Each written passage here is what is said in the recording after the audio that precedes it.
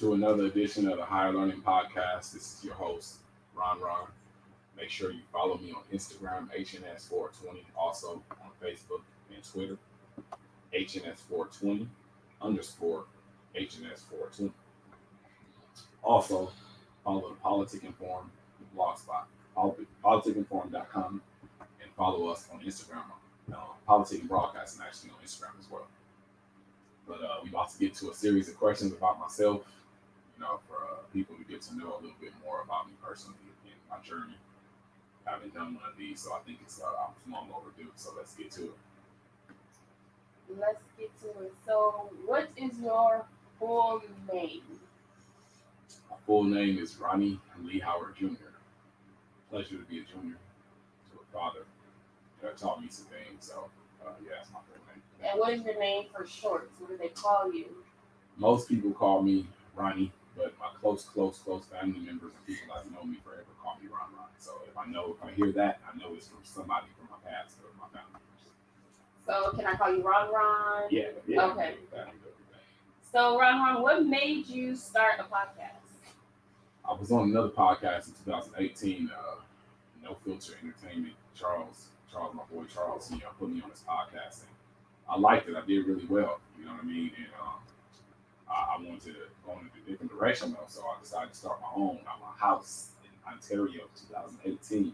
I went and spent like $500 on some equipment and set it up on my living room table and just said I'm gonna give it a go, start my own. And I wanted to really be able to express myself freely and voice my opinion, and without nobody saying anything to me, without nobody muting me or trying to kind of like guide me on what I gotta say. I get to write it, produce it, create it, talk my shit. So that's why I want to start podcasts. And what inspired the name? To be honest, I started out, I had a spoken session with my sister and my girlfriend at the time.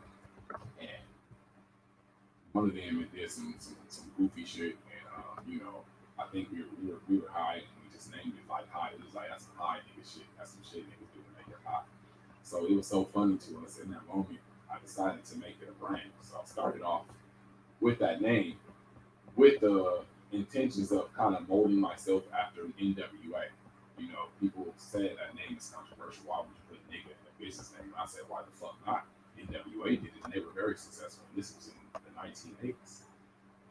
People accepted the fact that they were niggas with attitudes. White people bought their records. Everybody bought their records. And nobody could fuck about saying nigga. The only difference between them and me, which I understand at the time, they had the backing, they had the money, they had the funding, they had the people, they had everything they needed to support and fund that. People hearing me say that, ain't nobody gonna fuck with that. They gonna look at me like I'm just some dumb ignorant nigga, which I'm far from. So I had to pivot and market under a different name, High Nation Society, which my podcast turned from High Nation Society to Higher Learning, because Higher Learning is really learning at a high level by being high on cannabis. So I feel that, a cannabis smoker or a cannabis advocate such as myself, I think that when you're high, you're actually most creative. I think your brain unlocks that other 90% that they say we unlock part of that, because I feel elevated. I feel like I think better under pressure. I think I operate better when I'm under the influence of cannabis. It's nothing but positive, feeling. So I learn high, and I want people to learn high from a high motherfucker. What did you actually want to be growing up? Woo, man. I mean, like most boys growing up, I had the hoop dreams. I wanted to be a basketball player, watching the Lakers in 1988 winning the championship, Magic Kareem with my pops. I loved basketball, and of course I had that dream of doing that. And, when I realized that wasn't realistic, I had a passion I just wanted to work for myself. I watched my father work his ass off his entire life. And, he was a perfect employee, was never late, never called off, worked his ass off, followed all the rules by the book, and was still seeing him being fired from jobs. And I'm like, this can't be.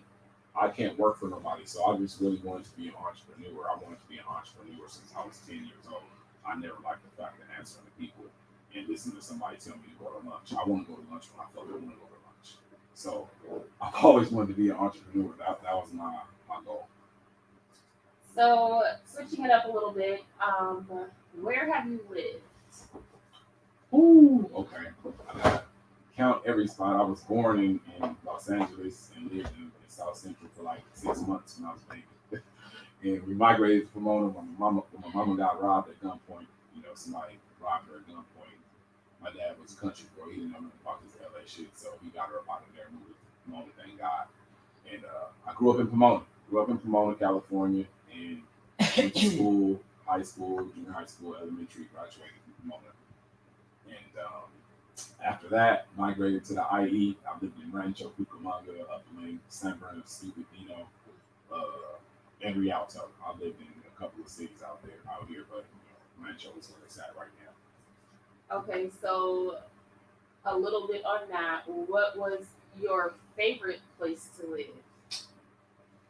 Woo, okay, that's a two-parted answer.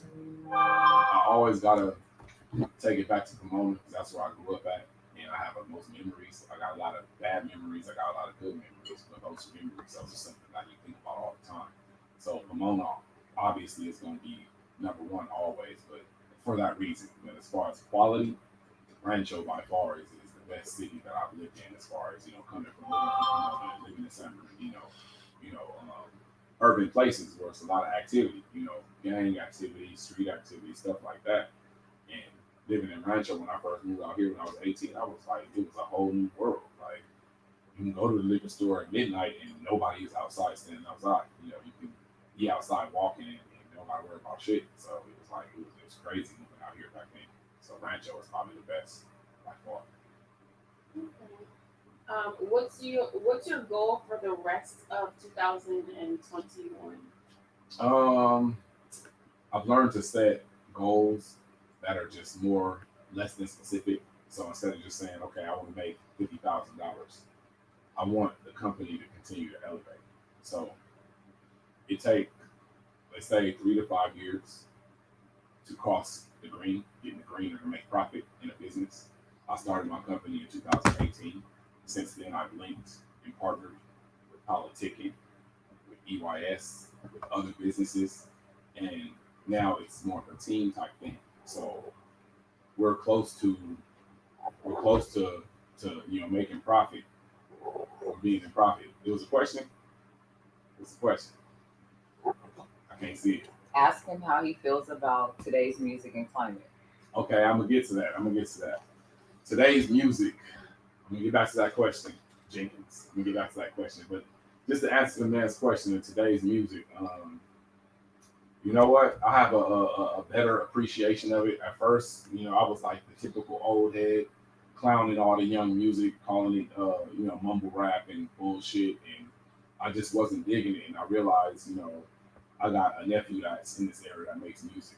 I got a bunch of young cats that make music, and I don't want to disrespect the art, so I started giving it a chance. And I'm always gonna say that, I like, lyricism. I like all shit like that. I like 2000s, 90s rap. That's my style. But I think music is in great hands. There's a lot of talented young guys out there making great quality music, in their own way. So I like the state of music today. But I definitely want to prefer that style if I'm listening to shit in my car on the way on a road trip or something like that.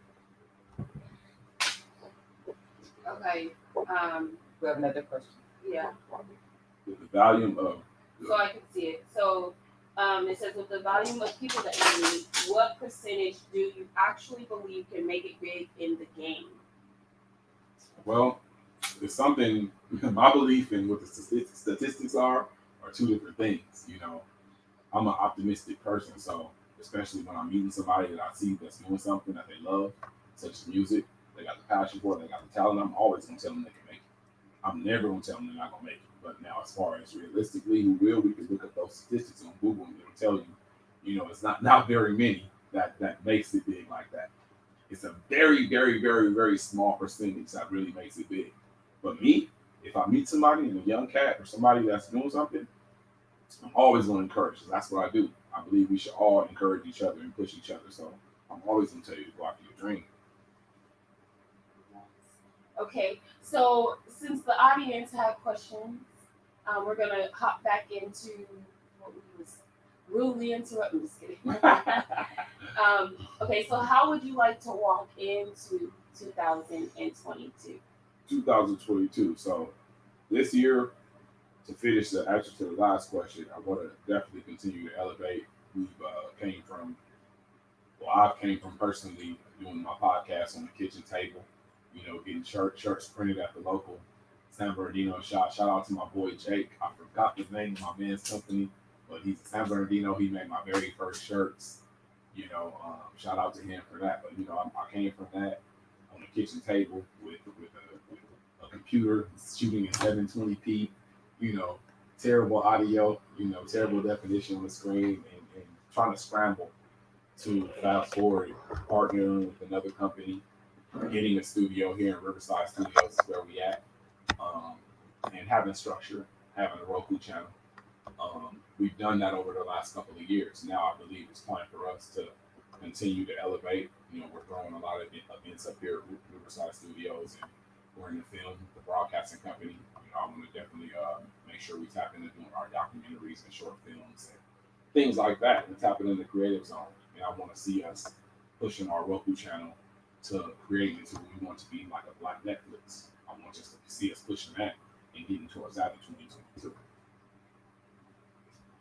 So, okay, what is your favorite food?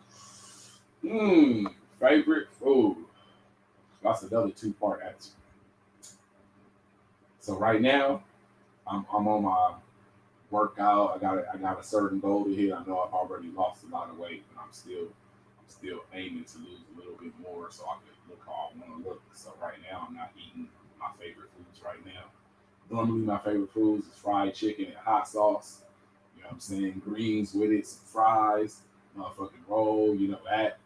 That's my favorite dinner food, and I like cereal. I can eat cereal all day. You know what I'm saying? I can eat Raisin Bran, not corn flakes, Frosted Flakes, motherfucking Reese's Cup. I like cereal, so that's probably the two things that I eat the most when I'm not on my bullshit. But right now, it's just fucking, fried, no fried food, low fat everything, diet everything is bullshit right now.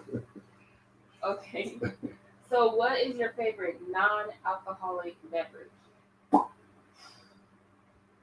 want to say water, but I'll be lying like a motherfucker. I'm not gonna sit up here and cap. I want to say water. That's a good question. It's probably orange juice. I love orange juice. I love good orange juice. I like that Simply Orange. I could use my own shit, but I like that Simply Orange. That shit popping. They got the light version now, which that shit is 50% less calories, and that shit still bomb. So I still get the orange juice. And I be lying and say I don't like soda, but I do. I love soda. I like that burn that go down your throat when you drink it. I like to drink 7 gulps and then just burn you right here. I like that shit. Soda's it helps you get your food down fast. Yes, it does. I love soda, but I know it's bad. But I'll be drinking a lot of diet soda, which I know it's bad for you, for all you health nuts who will be on my head. I know diet soda is bad for you, but fuck it, everything's bad for us. I gotta have some bad shit. Fuck that. Okay, so I want to double back on a question. Okay. About your favorite food. What is your favorite munchy food after you have learned higher? Should I say? Like right now, my go-to chips. Every time I smoke, I want a bag of chips. There's chips all over there. See, I'm eyeballing them. I'm not supposed to be eating chips, so that's my weakness. If I get high, I definitely want to just eat chips. I want to eat shit that's just you could open and just eat, sweets and shit like that. That's the dangerous part about smoking. If you don't got appetite under control, you can become a fat motherfucker. I know you can. That's what I was doing. You know what I'm saying? When I was on a couple years ago, I gained a lot of weight when I was driving for Lyft. You know what I'm saying? And what motherfuckers don't know, I wasn't your average Lyft driver. I had my sack of weed and I'm rolling up in between rides, smoking. So I'm hungry. I got the snacks right here. I'm driving all day, making my bread or whatever. And I'm smoking. So, I'm eating this shit. And I gained probably 40, 50 pounds doing that shit. You know what I'm saying? Eating chips and cupcakes. Okay, so pick one. Sweet or spicy?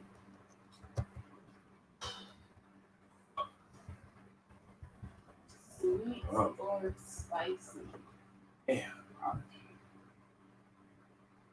Damn. That's really hard because naturally, I just like food and I like taste. I like sweet and spicy. Like, I can't pick one. I like everything spicy. When I eat Mexican food, I need that hot sauce. I eat soul food, I need that Louisiana. When I eat Chinese food, I need they hot sauce. I need hot sauce in everything. I like hot chips. I like hot everything.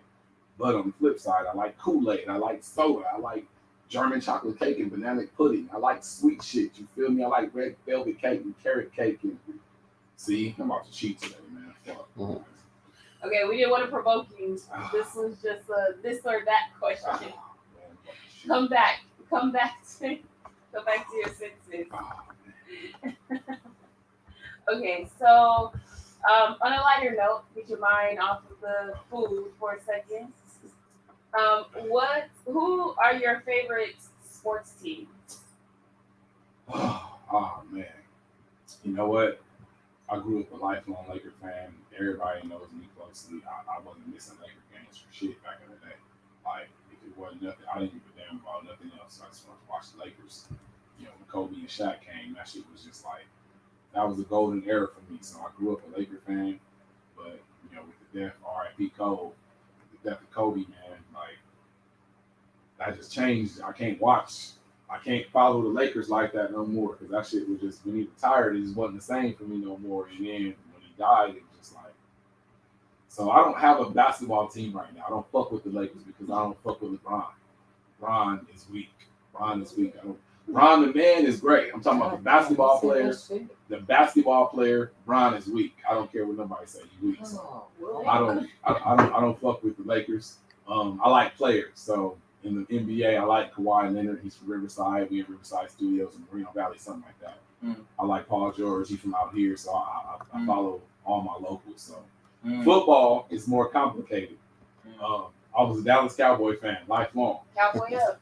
Jerry Jones came out and said some bullshit. So I had to stop fucking with the Cowboys. I'm not about to cheer for a racist ass owner. I know all of them motherfuckers is racist, but he came out and said the shit. So I'm no longer a Cowboy fan. I'm a Ram fan. I don't really watch, but I claim the Rams because they're from LA. So Go Rams. I'm a Dodger fan.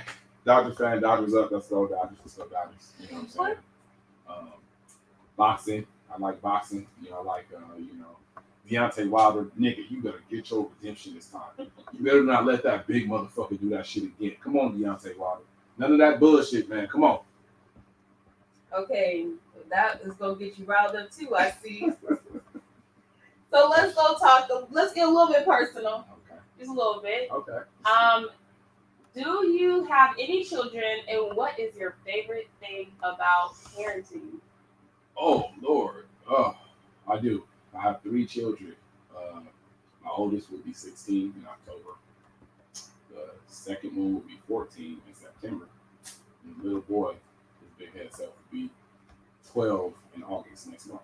So, favorite thing about parenting, honestly, it kind of like, this is a tough ass world, man. Like, this is tough on us, you know, in the workforce and in all aspects of life.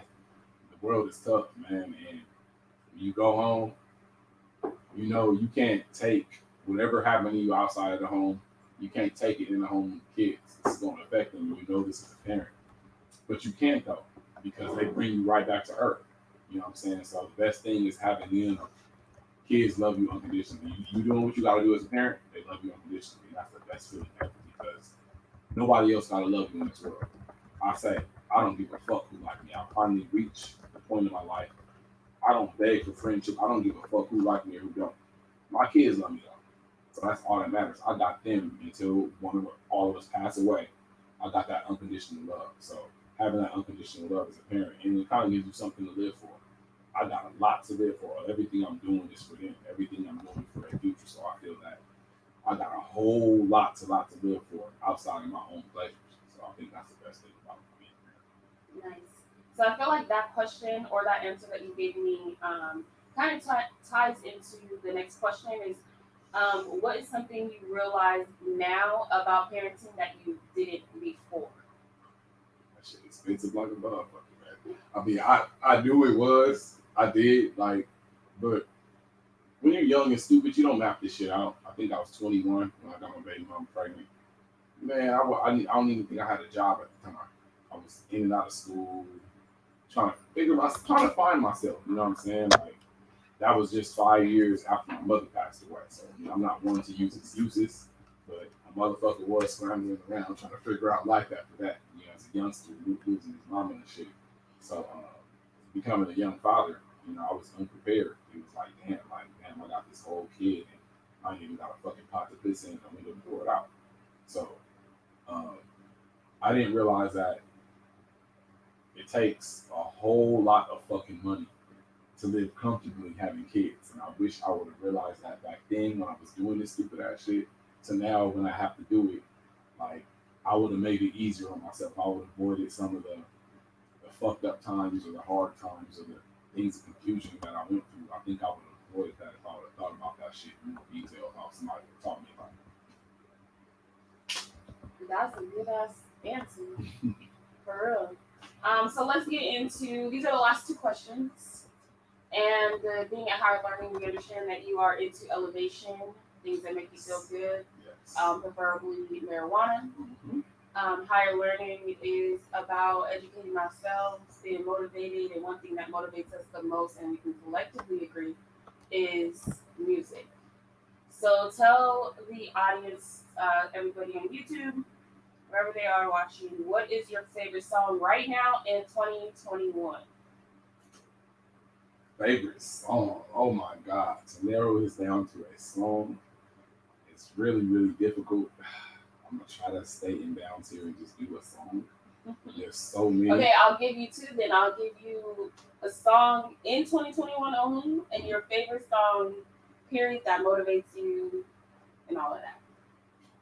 All right, so song in 2021. I'm trying to go in between Migos straight, but I gotta go Cole. J. Cole, 100 mil, 100 mil. I mean, that song right there. That man said, I got 100 mil, and I'm still grinding. Like I love songs about the grind. Like that's the type of music I like. Speaking about the grind, and listen to all these different niggas talk about they story and they grind. Everybody got a different path. Everybody got a different throne. So everybody got a different journey. So it's fun to hear J. Cole talk about how he got there.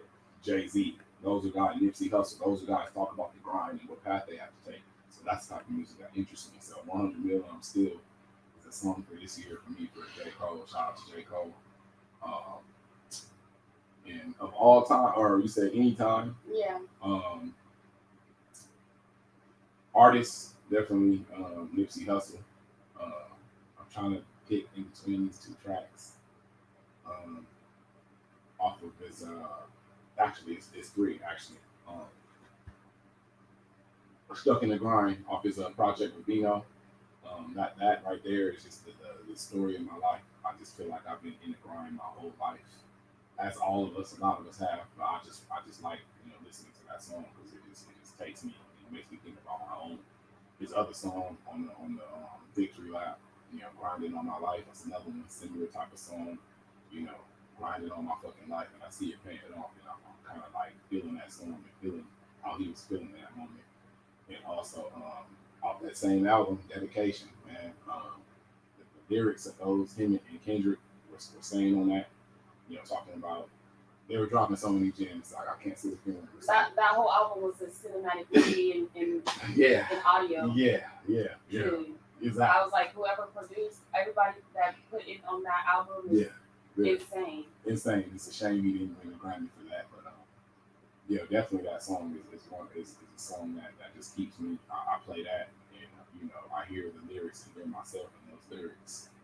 I relate to it, so I like things that motivate me. So that's the type of shit I like. So, question not last but not least, what is your favorite album as a whole? Oh my god. I mean, I know this answer, but I hate to pick one because there's so many. Like I can't. Oh my god. Like, so many different artists. But if I had to pick one, if somebody had a gun to my head and said, "Okay, you got 3 seconds," Jay-Z, Blueprint One. I know that's gonna surprise. I'm so West Coast. I know I love Snoop. I love Corrupt. I love Pop. I love that type of shit. But Jay-Z, Blueprint 1. The reason is, of course, like I said, Jay-Z talks about hustling, talks about coming up, talks about how he did it, and that interests me. And that album came out around the time that Aaliyah died and 9/11 happened. That was all around the same time. So that's, I like symbolic shit that reminds me of shit. So that album, some punchy shit happened around that time that album dropped. It kind of reminds me of all the times that was happening. So, think about what he was saying on that album too. The Blueprint. He was talking about, coming in the game with $100,000, and 5 years later he's at 80 million. And now I look, that was 2001. Jay-Z said he was 80 million up in 2001. It's 2021, and Jay-Z's 1.3 up. Do I need to say anything fucking else? Shout out to Jay-Z. Like, you love him or hate him, but that man get that paper. So, Blueprint was a dope album to me. That's like the best hip hop album in my opinion ever. I'm sorry, Illmatic, and All Eyes on Me, and Ready to Die. Dog Food, to me, that's underrated. Outkast's first album. Oh my god. I feel like you're sneaking in a few other ones. Oh, I'm sorry. I mean, I had to. You caught me. You got me. You got me. Blueprint 1, my favorite. It's my favorite album. Stay focused. Forces Right. Victory Lap. Forces. Sorry about that. Blueprint. It's inevitable. There's good content and good music out there. Great producers, all that stuff. So, I mean, I'd be crazy if I sat here and gave you one album too, So that's dope. This is the conclusion of the questions. And tell the people what you got going on and where they can find you. Who you got coming up next on Higher Lurnin? So, Higher Lurnin, we do the artists, and actually not just artists, content creator interviews every Wednesday here at Riverside Studios in studio. We've had several musicians, we had speakers. Next week we have Hollywood. I'm sorry, tomorrow. Tomorrow we have 2 artists. Tomorrow, I don't know how to pronounce the name. I have to look at my phone. But yeah, we do have 2 artist interviews tomorrow that we're doing. And also next week we have Hollywood. I know Hollywood personally. That's why I know his name, y'all. And we also have Amber Rose, my sister, next week. She's a speaker. She's a visionary. She's works with trying to destroy the system. So it's going to be an interesting interview. But no, we have a lot of events coming up here at Riverside Studios. We're going to be doing a lot of pop-ups, concerts, parties. So just stay tuned. Follow us on Instagram, HNS420 Politic and Broadcasting. Follow Facebook, HNS420 Politic and Broadcasting. Twitter, HNS420 underscore HNS420. Look out for our in-store clothing store. We have a clothing brand that we're going to have a storefront pretty soon. Look out for our online store as well. Look out for the Roku channel coming up. Follow the blog, politicinform.com. We have a lot of great articles, a lot of content coming, new content, new articles. All the podcasts, we have over 12 podcasts on there you can look at. We have new articles coming, new developments. Just follow us, and thank you guys for continuing to support HNS 420 and Politics Broadcasting. And until next time, thank y'all for watching. We out of here. Smoke up.